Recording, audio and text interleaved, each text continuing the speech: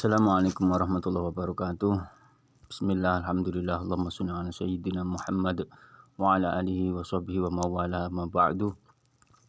Berjumpa lagi di dalam kajian ilmu fikih, melanjutkan keterangan daripada bab furudul wudu kemarin yang menjelaskan bahwa termasuk syarat daripada sahnya wudu adalah harus tahu tentang mana yang rukun dan mana yang sunnah.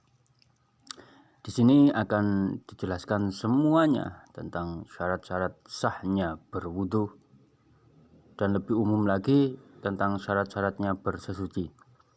Bersesuci itu ada dua, yaitu berwudu dan mandi. Oke, kita langsung saja masuk pada fasal tentang syaratnya bersuci. Bismillahirrahmanirrahim. Qala al-musannifu rahimahullah ta'ala wa nafa'ana wa bi'ulumihi bid-dharain amin ya rabbal alamin. Bismillahirrahmanirrahim. Faslun fi syurutit thaharati. Fasal menerangkan syarat-syaratnya bersesuci. Syurutul wudu'i wa kadzal husli asyaratun. Syarat-syaratnya wudu, syarat-syaratnya mandi wajib itu ada 10. Sesuai keterangan yang awal, bersesuci itu ada dua, yaitu wudu dan mandi wajib. Jadi syarat bersesuci sama dengan syaratnya wudu dan juga syaratnya mandi wajib. Al-awalu al-islamu fala yasihu min kafirin li'annahu ibadatun badaniyatun li ghairi daruratin wa laysa huwa min ahliha. Yang pertama adalah Islam. Oleh karena itu, wudu dan mandi tidak sah dilakukan oleh orang kafir atau orang-orang yang pernah Islam lalu keluar dari Islam. Bahasa lainnya adalah murtad. Mereka bisa sah wudunya, mandi wajibnya bisa sah jika mau masuk Islam lagi. Karena apa? Dikarenakan wudu dan mandi adalah ibadatun badaniyatun, ibadah badaniyah. Ibadah yang dilakukan dengan anggota badan. Termasuk wudu, termasuk mandi besar. Yang mana dilakukan tanpa dilatar belakangi oleh darurat.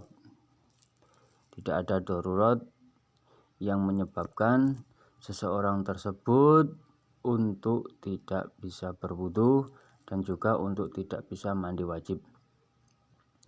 Sedangkan pula orang kafir atau orang-orang yang bukan Islam itu bukanlah termasuk ahli ibadah. Bukan termasuk orang-orang yang bisa sah ketika melakukan syariat-syariat agama Islam. Wasani at-tamyizu fala yasihu wudu'u ghairil mumayyizi katiflin wa majnunin lima dzukira. Yang kedua tamyiz. Tamyiz artinya mengerti, bisa membedakan mana yang baik, mana yang buruk. Indikator atau petunjuk tamyiz yang lain adalah jika seorang anak itu bisa makan sendiri, bisa minum sendiri, bisa cebok sendiri.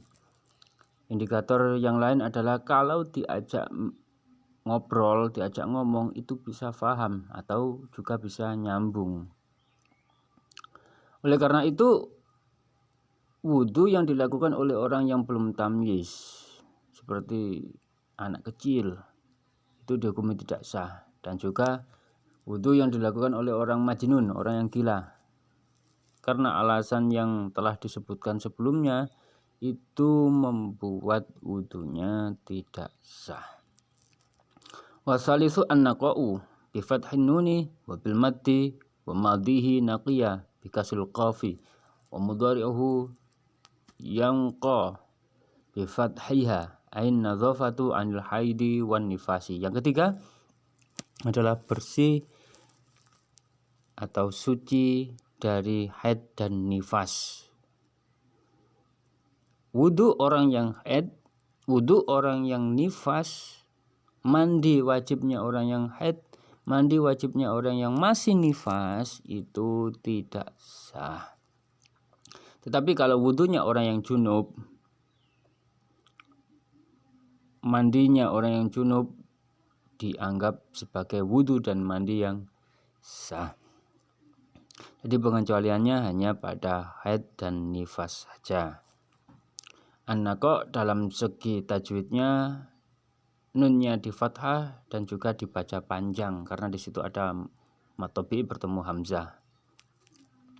Atau di dalam tajwidnya disebut sebagai mad wajib muttasil.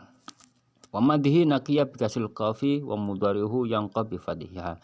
Menurut ilmu sorofnya naqiya asal an-naqa asalnya dari madhi naqiya.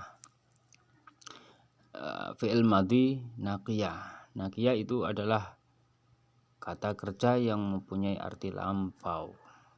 Fi'il madhi adalah kata kerja yang mempunyai arti lampau. Qafnya di kasroh.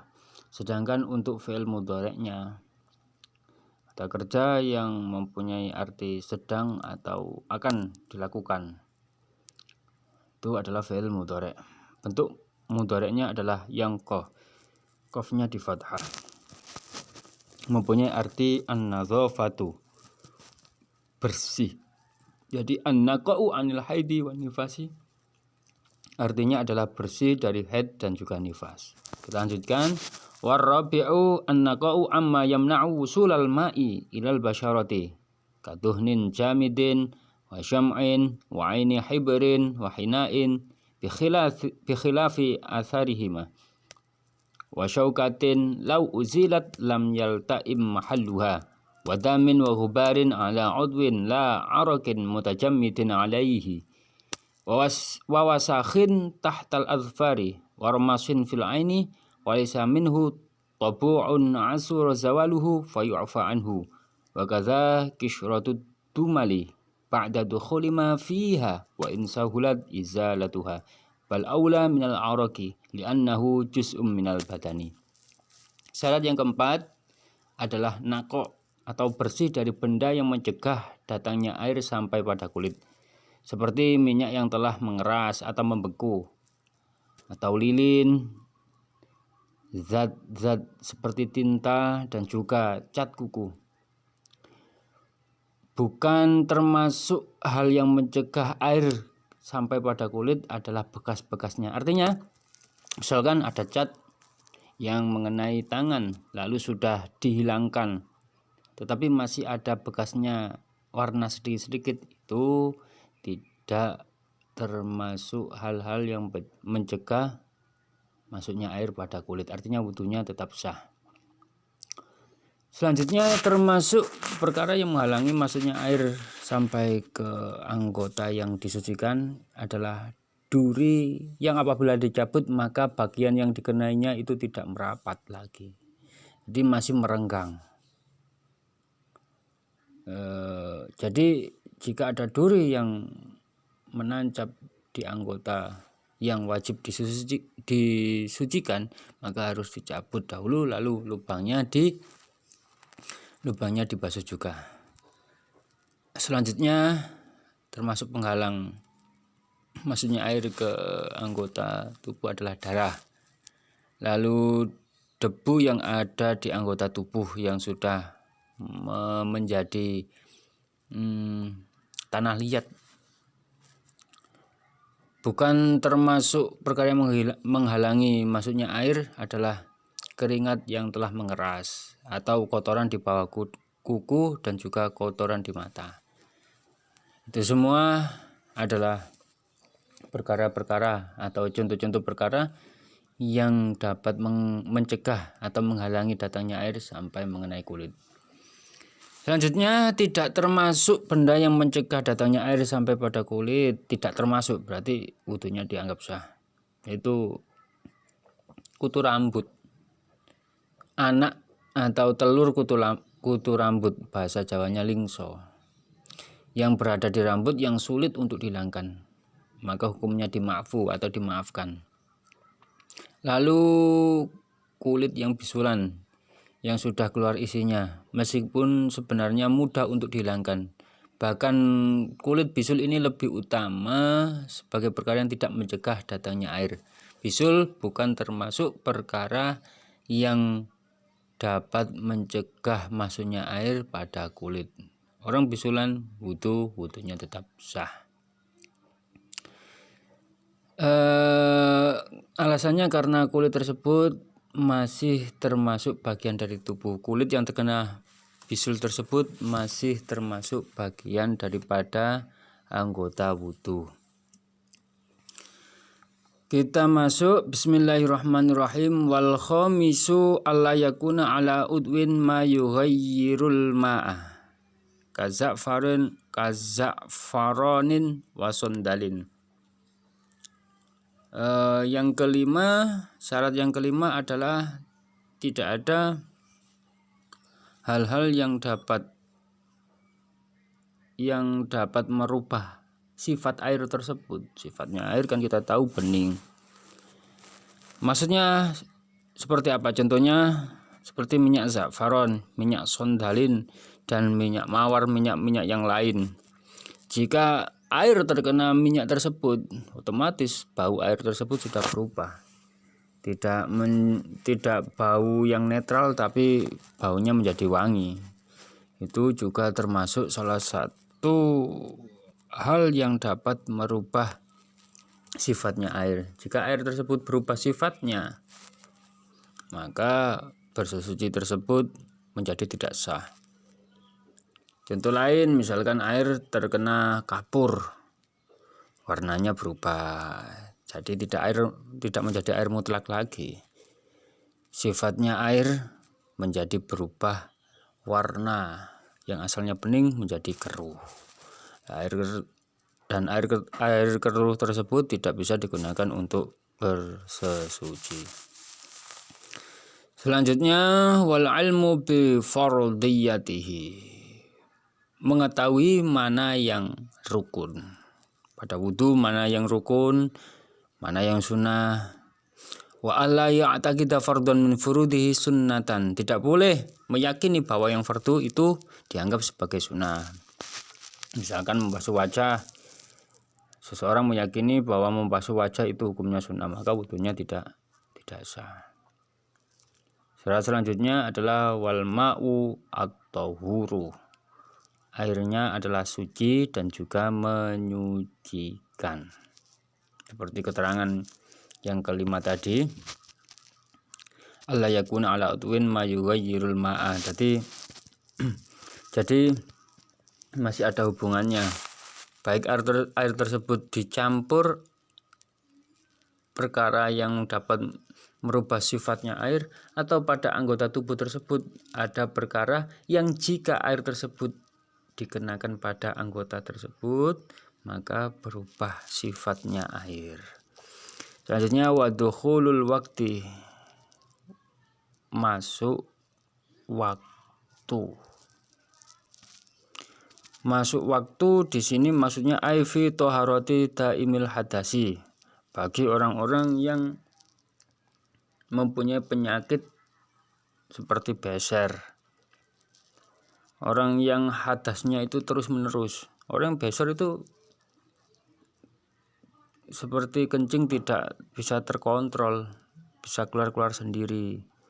Lalu seperti perempuan yang terkena istihadhah. Jadi haidnya itu melebihi daripada 15 hari. Kalau sudah melebihi 15 hari maka dia sudah wajib sholat lagi dan wajib mandi besar. Dan setiap kali masuk waktu dia harus melakukan wudu. Kalau mandi besarnya atau mandi wajibnya cukup sekali. Falau toharo qabla dukhulihi lam tasihha. Jika seseorang bersuci di sini yang dimaksud adalah wudu, maka bersucinya tidak sah, wudunya masih belum dianggap sah. Li'annaha taharatu daruratin, karena hal itu dianggap sebagai sesuci yang darurat. Wala darurata qoblal waktu, tidak dianggap sebagai darurat yang masuk sebelum masuknya waktu sholat. Kita lanjutkan yang ke-10. Wal ashiru al-muwalatu.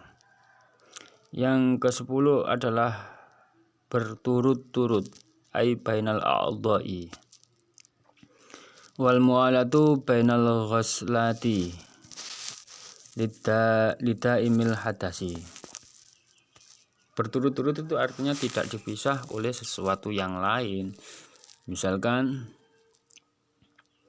wudu, habis niat dan membasuh wajah ditinggal makan, lalu diteruskan membasuh tangan. Itu tidak boleh bagi orang yang daimil hadas, yang mempunyai penyakit daimil hadas seperti beser dan istihadhah. Untuk selain yang daimil hadas, orang-orang yang normal, maka boleh.